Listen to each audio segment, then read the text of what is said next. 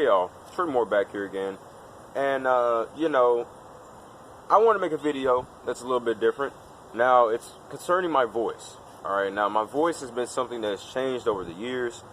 People have always said it's very deep. People have always said it's the deepest voice that they've ever heard. And honestly, if you all ever meet me in person, yeah, you'll understand what they're saying. My voice can be really deep. But a lot of people don't really talk about having a deep voice. You know, there's some drawbacks, there's some good, there's some bad, there's some advantages, disadvantages, whatever you want to call it. Yeah, there's different parts of having a deep voice, all right? And so I kind of want to break that down real quick. But, really it's been reaching me because of things like school and, other things and talking on the phone. Yeah. So just to immediately start, and even like the voice cracks, yeah, so let's just dive right into voice cracks. Now, voice cracks, if you don't know, that was a video that I posted that was really just for fun, and it blew up, like literally blew up. It's still growing steadily, like really, really good. And so that was a video I made a long time ago. Then I made a part 2, right? Now, in reality, I do get voice cracks. Like deep voices, yeah, they're some of the worst voice cracks you ever hear. For example, I try to call a classmate the first time, doesn't work. The second time I get a voice crack. So, for example, I don't have a classmate named Jeff. I used to, but I'd be like, "Hey Jeff," I'd be like, "Hey Jeff," and so like that literally happens a lot. I kid you not, especially at the lunch table. But there are some benefits. There are some drawbacks. Drawbacks is that I'm, mistaken for an older person. Sometimes I'm thought of as to be older.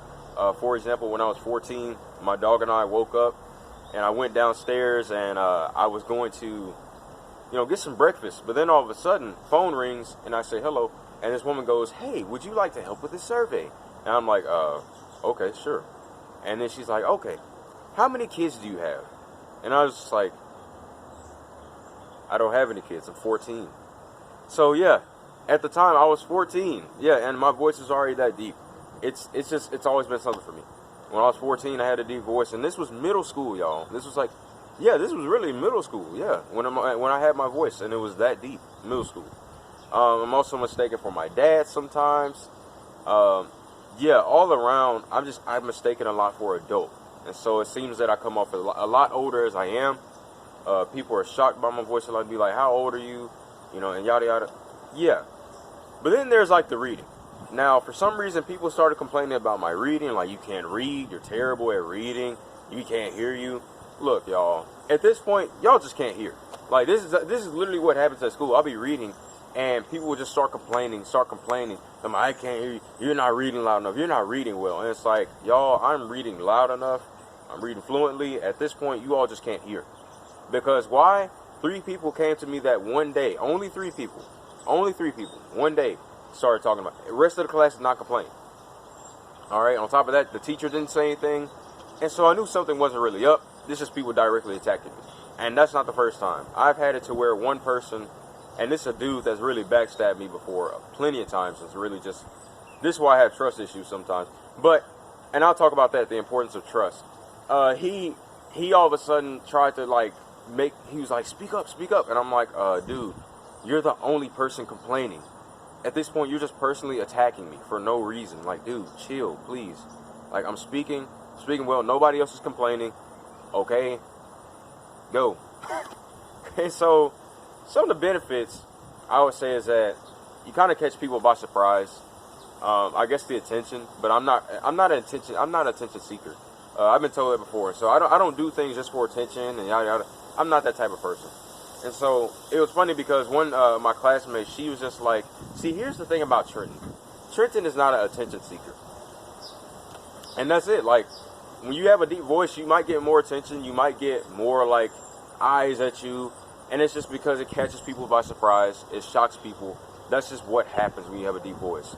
It sort of leads off to power. Like, I've had one guy saying, like, he's like, "Man, when you hear Trenton's voice, it's just like you feel different." And so it was like, he's like, "You feel like so puny compared to him." And that's not my intentions. My intentions is not to make people puny or not to make them look small or feel small. I just talk a lot. I'm talkative. And I mean, hey, when I talk, I talk. I don't have any evil intentions like that or any malice like that. But another thing, I guess, a benefit is that the ladies, the girls, the gals, the dudettes. I mean, I was in Home Depot one time getting something with my mother, and a woman goes, that's a deep voice. The ladies must love that. And I was like, well, I said, thank you. And so, yeah, I mean, yeah, I guess that's another thing. Maybe the girls like it, which I'll be honest with you, the girls do like my voice. They've said that a lot, talk about my voice and whatnot. It's so deep. I've thrown off a lot of girls like that. And it's just the reality that I live in. That's literally what happens. I just catch people by surprise. The girls, they're caught by surprise. It happens. But yeah, I would say in a wrap or in a nutshell, that's how I feel about having a deep voice. Those are some of the advantages, disadvantages, reality, truth, voice cracks. Yeah, there's a lot that comes with having a deep voice. But it was Sir More back here again. I'll see